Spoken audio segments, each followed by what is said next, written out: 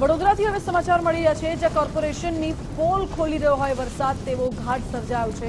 હજુ તો એક વરસાદી ઝાપટું આવ્યું છે અને એમાં જ બિલ અટલાદરા વિસ્તારમાં ઠેર ઠેર વરસાદી પાણી ભરાઈ ગયા છે। વરસાદી પાણી ભરાતા રસ્તાઓ બેટમાં ફેરવાયા છે। વાહન ચાલકની કાર પાણીમાં ફસાઈ જતા અટવાયા હતા।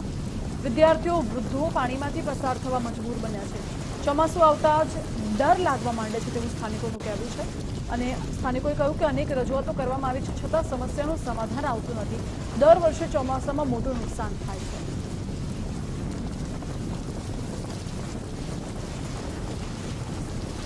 Atladara bill high tension road છે અને અહીંયા દર ચોમાસે પાણીનો ભરાવો ખૂબ જ થાય છે અને વારંવાર અધિકારીઓને રજૂઆતો પણ કરેલી છે અને એમને લેખિતમાં પણ રજૂઆત કરી છે છતાં પણ એનો કોઈ નિકાલ આવતો નથી અને ઘણા લોકો અહીંયા ખાડાના લીધે પડી પણ જાય છે, એમને ઈજાઓ પણ થાય છે છતાં પણ તંત્ર કોઈ ધ્યાન આપતું નથી।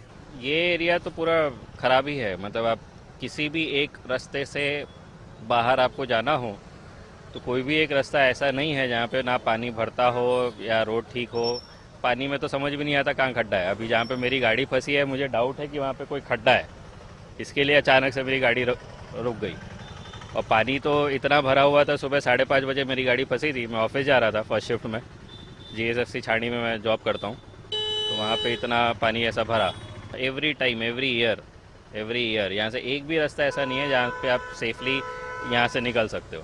एक्चुअली क्या है कि यहाँ पे जो आप देख रहे हैं अभी बारिश सुबह से मात्र मुझे लगता नहीं 2 घंटे की बारिश हुई है। 2 घंटे की बारिशों में जिस तरह से जो है यहाँ पे पानी का फैलाव आप देख रहे हैं ना, वो यहाँ पे अभी बहुत नॉर्मल स्थिति है। जो आप पहली बार अभी प्रीवियसली आए हैं देख रहे हैं बहुत नॉर्मल स्थिति है। अभी 2 बारिश अगर और हो जाए और नॉर्मल बारिश तो यहाँ पे जितने देख रहे हैं नजारा है पूरी जैसे लगता है एक सरोवर हो गया है और सरोवर हो गया है, पूरी रास्ते दिखते नहीं हैं और उसका अंदाजा लगाना मुश्किल है कि बीच में गाड़ियां जो बंद पड़ जाती हैं और कितनी गहराई है ऐसा लगाना मुश्किल हो जाता है। बच्चों का तो पढ़ाई लिखाई पूरे महीनों भर के लिए ठप हो जाता है यहाँ पे। વડોદરા શહેરમાં ગત મોડી રાત્રિએ પડેલા સામાન્ય વરસાદે જ વડોદરા મહાનગરપાલિકાની પોલ ખોલી છે અને આપ જોઈ શકો છો તે રીતે શહેરના અલગ અલગ વિસ્તારમાં હાલ રસ્તા ઉપર પાણી ભરાયેલા જોવા મળી રહ્યા છે। હાલ આ અટલાદરાનો વિસ્તાર છે કે જ્યાં નારાયણવાડીથી આવવાનો આ જે મુખ્ય રસ્તો છે અને એ રસ્તા ઉપર હાલ પાણી ભરાયેલા છે તે જોવા મળી રહ્યા છે। ખાસ કરીને વાત કરીએ તો વહેલી સવારે અહીંયા ટીચણસામાં પાણી ભરાયેલા હતા, પરંતુ હાલ જેમ જેમ સમય વીતી રહ્યો છે તેમ તેમ પાણી છે તે ઉતરવાની શરૂઆત થઈ છે,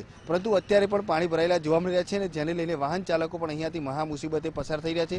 આપ જોઈ શકો છો તે રીતે એક કાર છે તે પણ વહેલી સવારે આ જે પાણી છે તેમાં ફસાઈ હતી અને ત્યારબાદ બંધ પડી ગઈ હતી, એટલે ચોક્કસથી અહીંયાથી જ લાગી રહ્યું હશે કે કયા પ્રકારે અહીંયા પાણી ભરાયા છે। લોકો પણ કહી રહ્યા છે કે અવારનવાર આ પ્રકારની સમસ્યા સર્જાતી હોય છે। તંત્રના જે અધિકારીઓ છે તેમજ જે હોદ્દેદારો છે તેમનું પણ ધ્યાન દોર્યું છે, પરંતુ ક્યાંક ને ક્યાંક હજુ પણ આ જે તંત્ર છે આ હોદ્દેદારો છે તેમણે આ જે સ્થાનિકો છે તેમની વાત નથી સાંભળી અને તેના જ કારણે આ પ્રકારની સ્થિતિ છે તે આ વર્ષે પણ જોવા મળી રહી છે।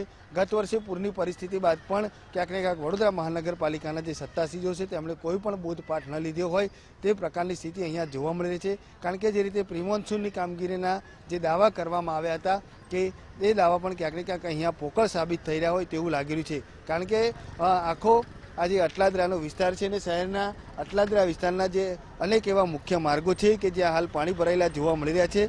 જોકે સ્થાનિકો તો મહા મુસીબતે અહીંયાથી પસાર થઈ રહ્યા છે અને હાલ તો લોકોને અવર જવર કરવી પણ મુશ્કેલ બની રહી છે। આ જ રીતે સતત ભરાયેલા પાણીથી લોકોને રોગચાળાનો પણ ડર ફેલાઈ રહ્યો છે।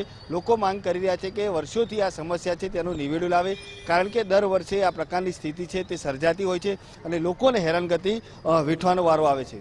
કેમેરામેન DK સોલંકી સાથે અલ્પેશ સુથાર, ગુજરાત ફર્સ્ટ, વડોદરા।